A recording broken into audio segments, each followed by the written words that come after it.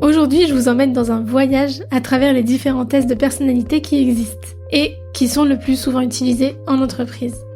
Je vous fais cet épisode parce que moi-même j'ai fait un séminaire ce week-end sur un des tests de personnalité et j'ai trouvé ça très intéressant. Ce qu'il faut savoir, c'est que les tests de personnalité, ils sont pas vraiment des tests de personnalité dans le sens où ils révèlent pas qui nous sommes réellement. Ils nous donnent plutôt des informations sur la façon dont nous communiquons et comment les autres nous perçoivent. Attention, je vous le dis tout de suite, ils ne doivent vraiment pas être utilisés, en tout cas les tests, pour enfermer les gens dans des cases et dans des rôles précis. Parce que faut bien se rappeler qu'une personnalité c'est beaucoup plus complexe que ça et que les tests ne peuvent pas tout expliquer. Il existe plusieurs tests de personnalité différents, mais ils sont pas tous égaux en termes de fiabilité et de validité, et surtout dans la communauté de la psychologie, du monde de la psychologie, ils sont pas vraiment acceptés. Il y en a un seul qui passe, on va dire, c'est le Big Five Personality Test et son cousin, le Neo Personality Inventory. Mais au niveau de la psychologie, les autres tests ne vont pas avoir assez de fiabilité ou de validité par rapport à ce qu'ils proposent. Donc là, j'en ai cité 2 déjà, qui sont les plus communément utilisés en entreprise. Ensuite, on va avoir le MBTI, l'énéagramme et la ProcessCom. On a beaucoup de grandes entreprises qui utilisent des tests de personnalité pour évaluer les employés et les candidats, surtout à l'embauche. Dans la liste des entreprises qui font ça, on va avoir Amazon, Procter & Gamble, Google, L'Oréal, Airbnb. On l'utilise souvent pour la sélection des employés, mais aussi on peut aussi le faire pour la gestion d'équipe, les résolutions de conflits, etc.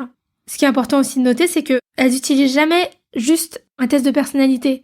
Ils sont obligés de le combiner avec d'autres méthodes de sélection d'employés, par exemple à l'embauche, pour obtenir une image vraiment complète de leur employé et de leur candidat. Parce que comme je vous ai dit plus tôt, on fait un test à un moment précis, il y a plein de choses qui rentrent en compte qui peuvent biaiser ce test à ce moment-là, d'où les nombreuses autres méthodes de sélection. Ce qui est intéressant pour ces tests de personnalité, c'est que pour certains d'entre eux, de nombreuses études scientifiques ont étudié et prouvé leur fiabilité et validité dans certains domaines, dont le Big Five Personality Test et le Neo Personality Inventory.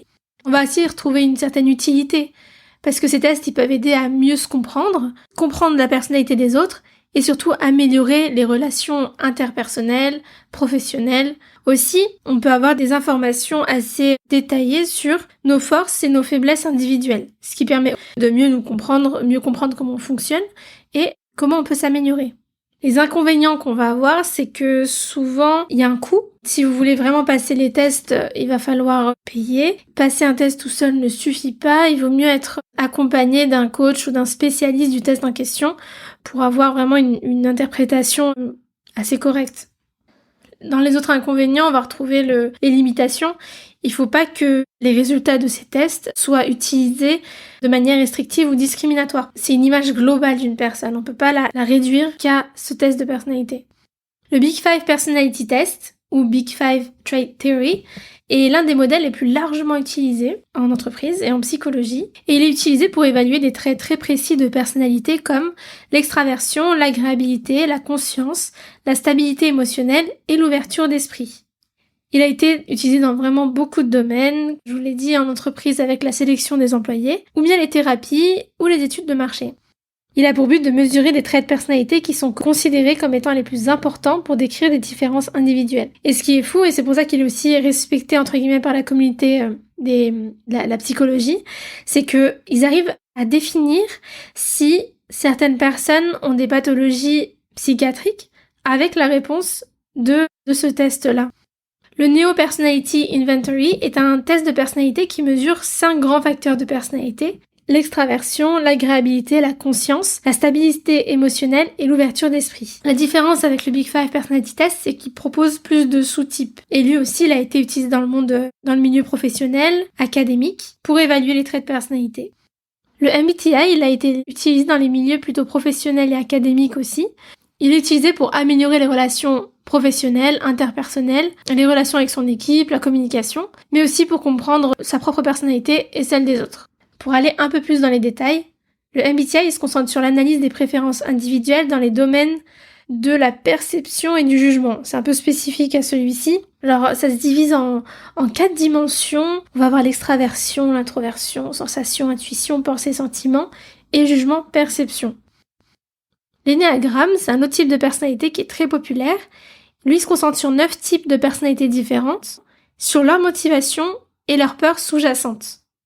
Le MBTI, il répond à la question du comment, alors que l'énéagramme, il répond à la question du pourquoi.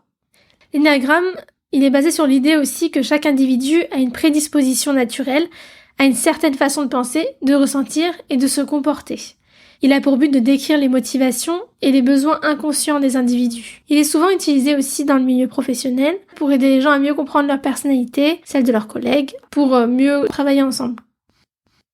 Enfin, on va avoir la ProcessCom, qui est un modèle de communication qui est développé par Ty Wickaler, qui lui aussi se concentre sur la compréhension de différents types de personnalités et comment les gens communiquent de manière efficace entre eux.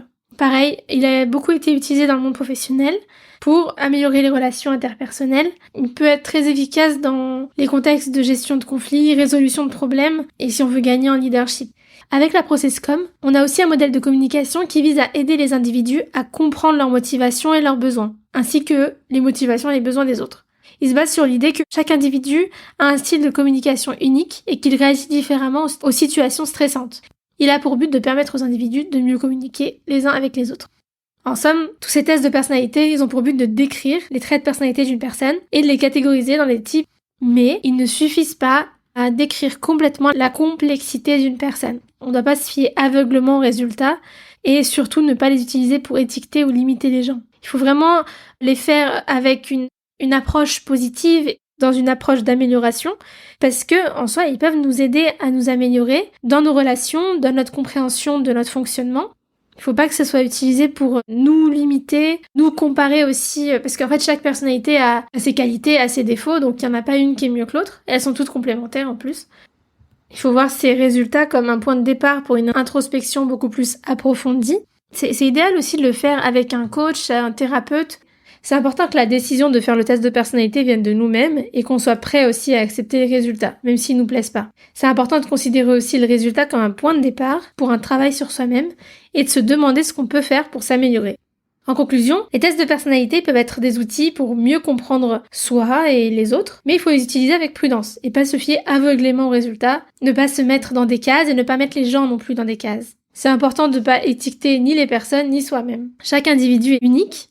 Il a en lui plein de bagages, que ce soit l'éducation, la culture, son enfance, et il est important de conserver vraiment une perspective globale de l'individu et pas se réduire aux résultats d'un test.